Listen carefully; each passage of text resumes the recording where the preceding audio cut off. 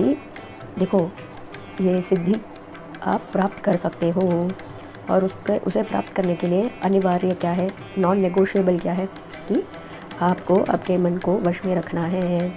केवल दूसरों को दोष देकर अरे उसने गलती की, इसने गलती की, ऐसे दूसरों के गलतियों को निकाल कर हम अपने आप को सही साबित करते रहेंगे तो ये योग की सिद्धि हमारे लिए बहुत कठिन हो जाएगी।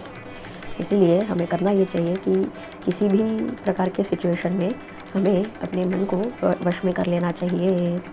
मान लो किसी ने आकर हमें एक थप्पड़ लगा दिया तो कुछ लोग बोलेंगे अरे ये तो क्या गांधी बापू बन के बैठा है या बैठी है, और कुछ लोग ऐसे बोलेंगे कि सुभाष चंद्र बोस की तरह चलो ईंट का जवाब पत्थर से दो।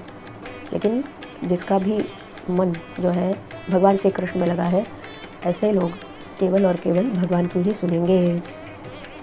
तो भगवान क्या कह रहे हैं कि संयम से रहो, अपने मन को संयम में रखो, और जो भी दुख तकलीफ़ या कष्ट है उससे तितिक्षा, पिछली बार हमने पढ़ा था, आपको स्मरण होगा, तितिक्षा ये भगवान ने बताया था कि सहन कर लो, सहन शक्ति अपनी बढ़ा लो और सहन कर लो,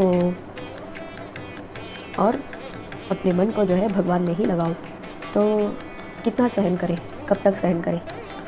भगवान कहते हैं कि जिसने मुझ पे विश्वास करके, मेरे वचनों पे विश्वास करके जो चल पड़ा है या चल पड़ी है, उसका हाथ तो मैंने थाम लिया है।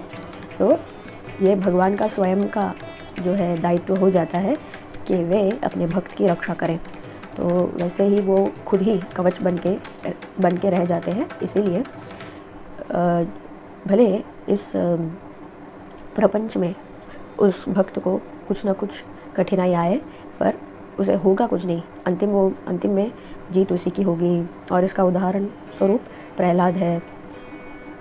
और जिसने भी भगवान पर विश्वास रखा उन सभी को कठिनाइयाँ बहुत आई, परंतु उनका नाम भी तो उज्जवल हुआ है। उनका नाम कोई नहीं भूलता। मीराबाई ले लीजिए, तो भक्त मीरा, ऐसे ही कितने नामी संत वगैरह हैं जिसने भगवान पर विश्वास किया, भगवान के वचनों पर विश्वास किया। और इस प्रपंच में, इस माया की दुनिया में सभी ने उनका तिरस्कार किया, उन्हें पागल कहा और उन पर बहुत सारे अत्याचार किए, लेकिन उन्हें कुछ हुआ नहीं।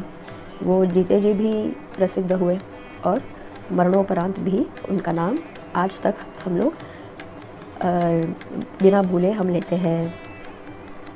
तो इसीलिए भगवान के वचनों पर हमेशा विश्वास रखना हमारे लिए अच्छा है। तो अगला श्लोक देखें, श्लोक नंबर 37।